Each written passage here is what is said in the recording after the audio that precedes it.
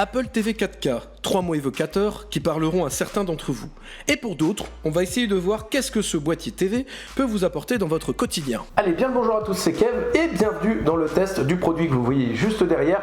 Non pas la télévision, Jean-Kévin, tu te calmes. Pourquoi je vous propose ce test et pourquoi je vais vous la recommander d'ailleurs par rapport au Freebox Pop qui est proposé dans l'offre Freebox Delta désormais, puisque la Delta de Vialet n'étant plus proposée en commercialisation, on verra ça lors du prochain concept qui va arriver sur la chaîne dès lundi prochain, c'est Veillée Funèbre. Restez connectés, ça sera le premier, donc soyez indulgents. Il y aura plein de choses qui seront modifiées au fur et à mesure.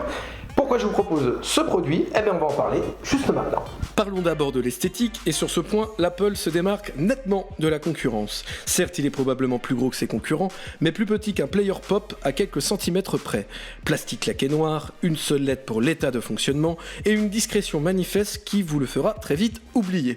Cet Apple TV en collaboration avec Free est livré avec 32 Go de stockage interne. C'est peu, mais une connectivité internet et Wi-Fi pour une connexion optimisée. D'ailleurs, ce produit est livré avec la télécommande. Alors non, Jean-Kévin, t'es chez Free, c'est la télécommande Free dégueulasse là, avec le système de pile à la con là. Apple, ils ont le mérite de proposer une télécommande Lightning qu'on peut recharger, c'est quand même un petit peu mieux, avec une durée de vie bien sûr beaucoup plus longue, le câble HDMI qui est fourni avec évidemment, la prise de courant, ça va de soi évidemment.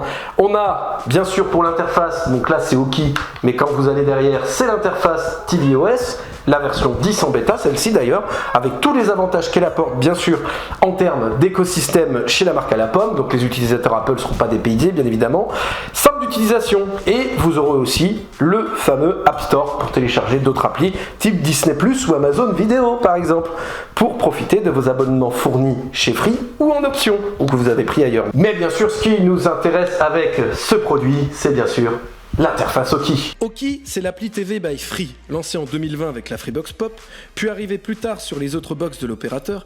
Elle permet à n'importe quel abonné de regarder la télévision, les replays et même les films avec OK Ciné, arrivé récemment, sur tous les supports, le tout sans surcoût comparé à la concurrence. L'interface est simple et intuitive et peut vous permettre de commencer un replay ou une émission sur l'Apple TV et la finir sur un autre support.